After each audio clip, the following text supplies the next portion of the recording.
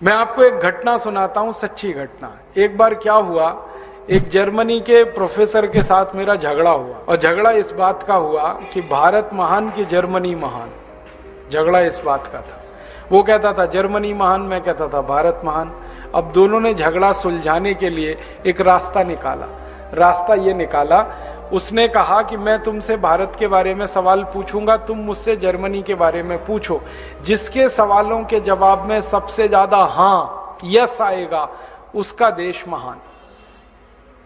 मैंने कहा ठीक है भाई पूछो। तो उसने कहा पहले तुम पूछो।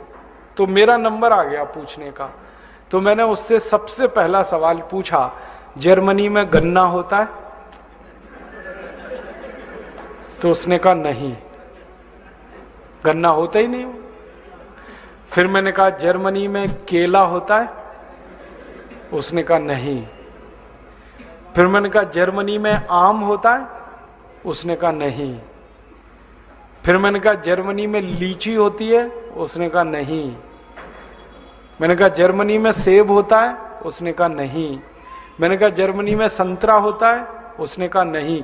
अब थोड़ी देर में बौखला गया वो, क्योंकि हर सवाल का जवाब नहीं नहीं नहीं नहीं, तो हारने वाला है वो। तो कहने लगा मिस्टर राजीव दीक्षित, मेरे जर्मनी में कोई मीठी चीज पैदा नहीं होती, अब आगे पूछो। तो मैंने कहा चलो अब दूसरा सवाल है। मैंने कहा जर्मनी में पालक होता है? पालक, क्योंकि पालक तो मीठा नहीं है। तो उसने कहा नहीं। मैंने कहा जर्मनी में मेथी होती है? मेथी? उसने कहा नहीं। मैंने कहा जर्मनी में मूली होती है? मूली? उसने कहा नहीं। फिर थोड़ी देर में बौखला गया। मैंने पूछा धनिया होता है? उसने कहा नहीं। मैंने पूछा पुदीना होता है? उसने कहा नहीं। फिर थोड़ी देर में कहने लगा मिस्टर राजीव दीक्षित, हरे पत्ते की कोई चीज मेरे देश में पैदा नहीं होती, अब आगे पूछो।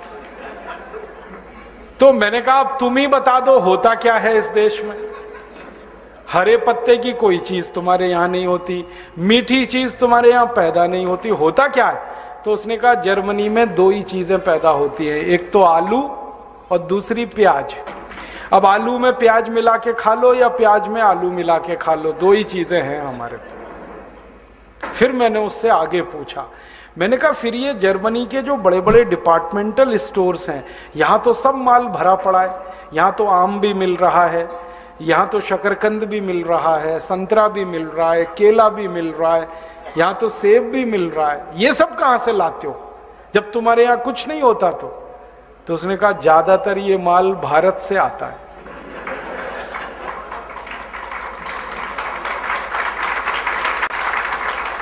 तो मैंने कहा किसका देश महान? तो वो बोला नहीं मुंह से, मान तो लिया उसने कि भारत देश महान, बोला नहीं। मैंने कहा इससे बुलवाना है। तो फिर मैंने कहा अब तुम पूछ लो, तुम भारत के बारे में पूछो, मैं उत्तर दूंगा। अब वो बेचारा फंस गया, क्या पूछे ऐसा जो भारत में नहीं होता। तो उसने ऐसे ही पूछ लिया भारत में गन्ना होता है? मैंने कहा इतना गन्ना होता है भारत में कि 6,38,365 गांवों में से 4 लाख गांवों में गन्ना ही गन्ना। उत्तर भारत में गन्ना, दक्षिण भारत में गन्ना, पूर्वी भारत में गन्ना, पश्चिम भारत में गन्ना, और हर जगह का गन्ना अलग है। कहीं लाल गन्ना, कहीं काला गन्ना, कहीं हरा गन्ना, कहीं पीला गन्ना, कहीं गन्ने में रस बहुत ज्यादा है, कहीं गन्ने में रेशा बहुत ज्यादा है। फिर मैंने समझाया 2550 किस्म का गन्ना भारत में होता है। तो उसकी आंखें फट गई हैं। मैंने कहा हाँ, कहीं नहीं खाया पूरी दुनिया में। फिर उसने कहा आम होता है भारत में? आम?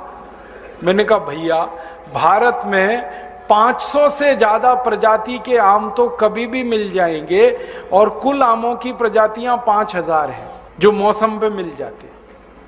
दक्षिण भारत का अलग आम, उत्तर भारत का अलग आम, पूर्वी भारत का अलग, पश्चिम भारत का अलग। और मैंने तो उसको एक बात कही थी तो वो हैरान हो गया। मैंने कहा दिल्ली हमारे देश की राजधानी है, वहां से सिर्फ 100 किलोमीटर चलो, उत्तर दक्षिण पूरब पश्चिम, दिल्ली को केंद्र बनाओ, 100 किलोमीटर की परिधि में घूम के आओ, 500 जात का आम तो उतनी दूरी पे ही मिल जाता है। लंगड़ा आम, चौसा आम, फजली आम, तोतापुरी आम, दशहरी आम, कितने नाम गिनाओ। दक्षिण के तो अभी नाम ही नहीं गिनाए, नीलम आम, बैगनफली आम।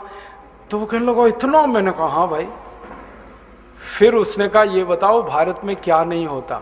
मैंने कहा यही सवाल कभी भी तुम पूछोगे तो उत्तर ही नहीं मिलेगा, क्योंकि भारत में सब कुछ होता है और हर गांव में होता है।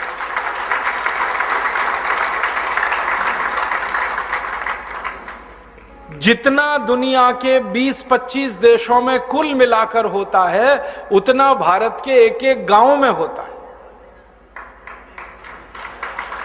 ऐसा देश है भारत। माने भगवान की बड़ी कृपा है इस देश पर। हर गांव की मिट्टी इतनी अच्छी है, सब कुछ हो जाता है हर गांव में।